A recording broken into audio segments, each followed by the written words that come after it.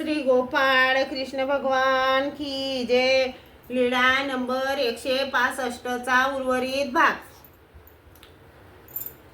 मग परमेश्वराला शरण आल्यानंतर त्याला नित्यविधी निमित्तविधीचा आचार करायला लावतात व सकळ देवता तुलनातून मुक्त करतात. सर्वज्ञांनी विचारले, काय येऊ शकले नाही साधे हो?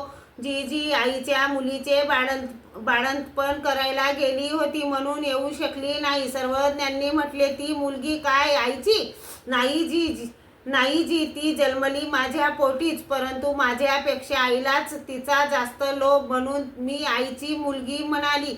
सर्वज्ञ म्हणाले, असं तर मग तुम्ही पानाचे विडे तोडले म्हणा, गुळाची भेली चाकली म्हणा. साधाने विचारले, ते कसे जी? सर्वज्ञांनी सांगितले, 7 वर्षाचा वर 5 वर्षाची वधू अंशाचे कोळ कौतुकाने लग्न करतात, मग त्यांच्या करवी पानाचे विडे तोडवितात, गुळाची भेली चाकवितात. साधाने म्हटले, नाही जी, ती रूढी आमच्यात नाही, ती लाड शाखेत असते. सर्वज्ञांनी सांगितले, हो साधे हो, लाड शाखेत ती रूढी आहे. आम्हीही विडी तोडली आहे, गुळाची भेली चाकली आहे. कमळाईसा नावाची आमची राणी होती, 60 वर्षाचा मुलगा आहे. आता त्यांच्या भुवया बांधाव्या लागतात. तो हातात काठी घेऊन खे करीत दरवाज्यापर्यंत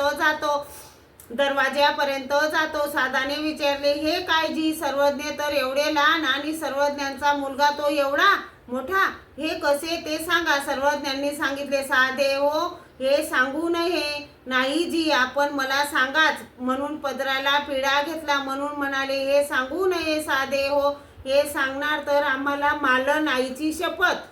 मग साधा गप्प राहिली. मग म्हणाली, हे सांगू नये तर नका सांगू. श्री गोपाळ कृष्ण भगवान की जय.